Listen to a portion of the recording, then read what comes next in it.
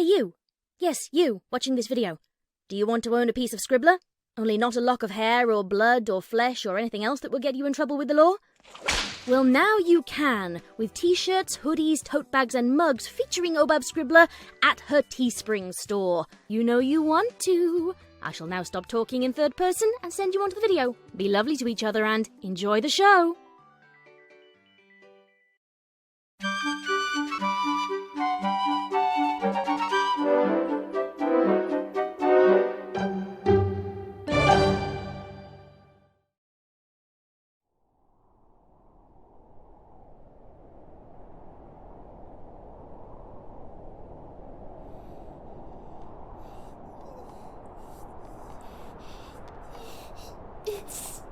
The night was sharp and bitter with the taste of unfallen snow. A tiny filly, little more than a foal, picked her way among the towering trees. Overhead, pale stars twinkled in the moonless darkness. Bare branches scrabbled against one another as a cold wind moaned through them. The filly hugged her wings tight to her sides, but her feathers did little to hold back the chill. Her eyes hurt. She felt tears welling up in them, but the frigid night air froze those tears before they could drop. Her legs, still not accustomed to carrying her weight for any length of time, trembled and gave out. She collapsed to the carpet of fallen leaves in a splay of hooves. It didn't hurt, though. She didn't have far to fall. In the distance, she thought she saw a glow.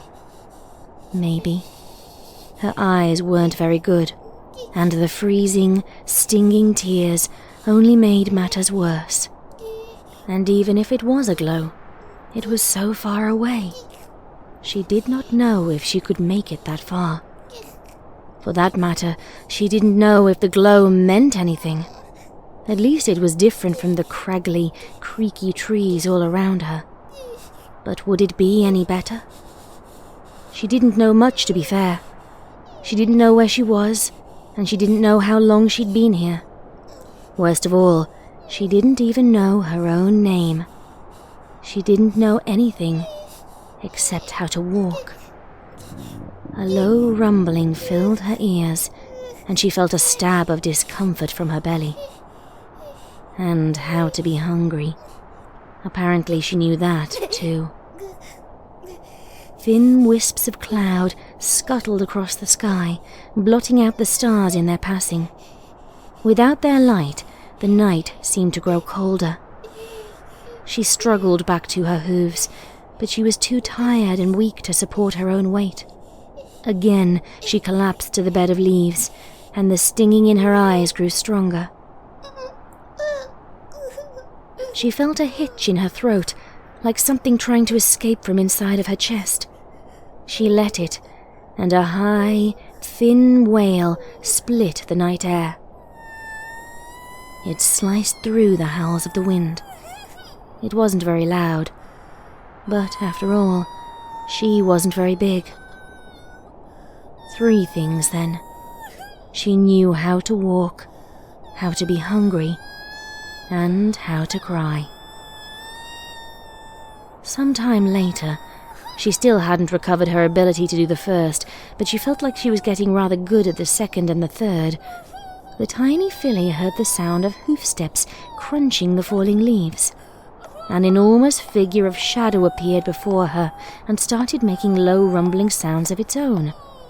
The sounds seemed vaguely familiar, though not the voice that caused them. Oh my, what on? Sweet Celestia, how did you get out here? The figure towered into the night, like the trees themselves. It continued making its sounds as it paced around her. Its voice grew louder, and the sounds took on a note of panic. This is impossible. There's no way you could possibly have gotten all the way out here. It's impossible. How are you not dead? Pony feathers, what was I to do with you to keep you from becoming dead?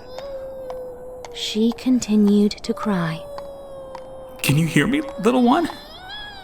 Can you open your eyes? Can you tell me your name? It looked down on her with two green eyes that shone faintly in the starlight. Its voice fell silent. For long moments, it stared down at her. She tried to fight her wails back into her throat, and with a hiccup, the crying subsided. With a hoof, the figure scooped her off the forest floor and deposited her on its back. The figure's coat felt soft and furry, much like her own. Close up, it was a shade of reddish-brown. She burrowed into it, hoping to find some measure of warmth, but the wind still bit at her. The filly felt movement beneath her and noticed that the trees were passing by once again. She was going faster than her own legs could take her now. And there definitely was a glow. It seemed to be getting quite a bit closer. Suddenly, the bare branched trees vanished, and she found herself in another place. Big boxes rose around her, with yellow glowing lights coming from holes in their sides. Everything was so tall, taller even than the trees had been. One of the lights winked out, and she started in surprise. The movement unbalanced her, and she felt herself slipping from the tall figure's back. It stopped and reached for her with one hoof, but it was too slow. She fell to the ground once more, fell much further, and this time she had no bed of leaves to cushion her fall. Air left her in a rush of pain. She struggled to suck it back in, but finding her breath was difficult. When she did, she found that her body didn't want to keep it. Against her will, the sharp wailing began again, perhaps a little louder this time. The figure wasted little time. It returned her to its back and continued through the rows of glowing boxes. She tried to stop crying for it, thinking the figure probably didn't care for the noise any more than she did, but she just hurt so much. She was so tired and hungry. She buried her face in the figure's coat, muffling her wails a little. Her tears must have made the figure's coat wet, but she was tiny, and it was large, and it didn't seem to notice. Ahead, one of the shiny boxes was growing much closer. The figure walked up to it and rapped a hoof against it, and a new hole appeared in the side, letting out even more light. She raised her head and looked up into this hole, and she saw another figure framed there. This figure was rounder and shorter, though still many times taller than she herself. It was also a dusty grey colour, different from both the red of the figure she rode on and her own. She looked down at her legs. Pink. She was pink. And, she noticed, much less wrinkly than either the red one or the grey one. What in Celestia's name do you have on your back? The reddish figure, the one that had found her among the trees and carried her here, stepped into the box. It reached up and plucked her off its back, setting her on top of something. She was still crying, she noticed. She tried to stop again, and this time it seemed to work. The pain had faded a little, and she found that it was much warmer inside the box than it had been outside among the trees. She was still hungry, very hungry, but everything else seemed better now. She hiccuped again, and then fell silent as she watched the two figures. That is a foal, Celliano. Why have you brought a foal home with you? Where did you get it? Oh my goodness. Oh my Celestia, what have you done? The grey one was making noises now. Its voice wasn't as deep as the red one's. It sounded worried, she thought. Upset, maybe. The red one sighed and waved a hoof, and then it made quite a lot of sounds. Some of them tickled the back of her memory again, like she could almost understand them. As it talked, the red one wandered farther into the heart of the box. The grey one stayed where it was, studying her, and occasionally turning its head to call out to the red one. She's a filly, Dulcinea, not an it. And I found her out in the woods, all alone and half dead on the ground. She's too cold to even speak, or else had something so bad happen to her she can't speak. Either way, I brought her home because as Celestia as my witness, I could no more walk away and let a child die in the snow than you could. But there's no settlement anywhere near here. No way a filly her age could have wandered away from a wagon or Or fallen off a cloud? You've just noticed her wings, haven't you, my love? Clydesdale is hundreds of miles away. Not all Pegasi live in Cloudsdale. After a minute, the Red One returned with a bowl full of something. Little white chunks. The smell hit her as the Red One came closer. She knew what these were. They were apple. She liked apple. 4 things then. Walking, hunger, crying, and apple. Apple was definitely the best of those 4. I don't like the look of those cuts on her. When she's done eating, I'll patch her up with a first aid kit. Merciful heavens, the poor thing is little more than skin and bones. She's jumpy, too. I'm not sure she'll let you tend her wounds. Look at how she's watching us. Same look as a wounded animal. Same amount of trust, too. The Grey One stepped out of view for a moment as she started to eat. The apple was wonderful, as she knew it always had been.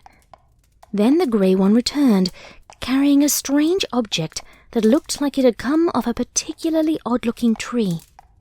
The Red One walked over to the Grey One, and they pressed their faces together for a moment, after which the Red One turned and cantered back out into the cold, dark night. The Grey One stayed, and began to make more sounds at her. Let's see if we can't communicate using something other than words. Shall we, sweetheart? Then it raised the branch-like object to its mouth, and a new type of sound emerged.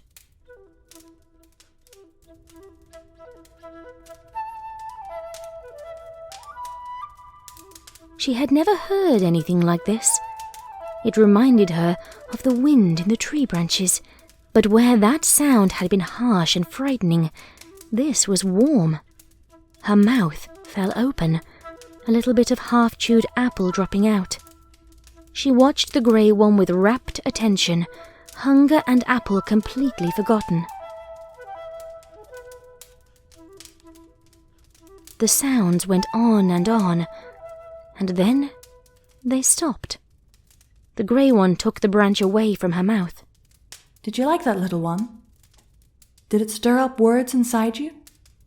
The tears returned to her eyes, but she refused to cry.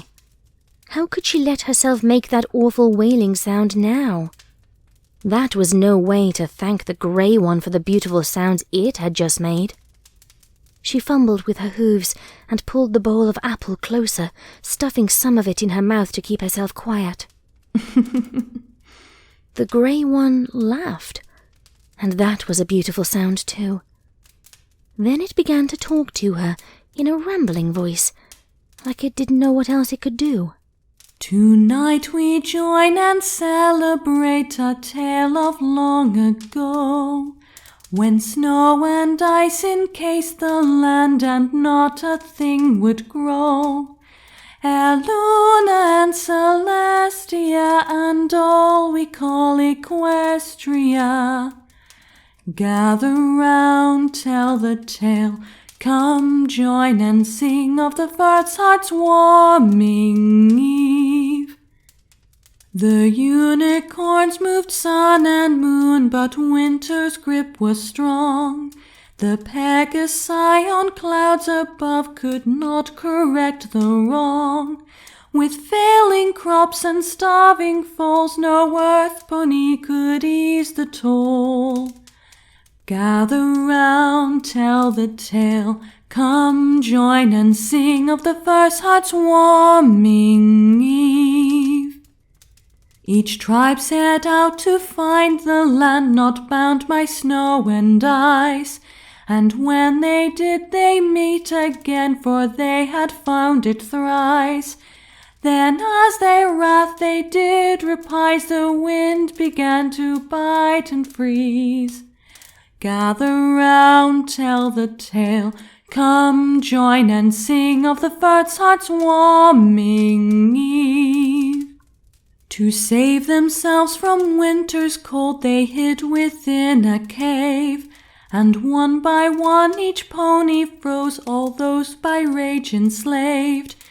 But from each tribe one clung to life, as one they banished hate and strife. Gather round, tell the tale, come join and sing of the first heart's warming eve. Tonight we join and celebrate an end to ice and snow. 3 ponies of Equestria, they set their hearts aglow. The flames of friendship burning bright have banished endless winter's night.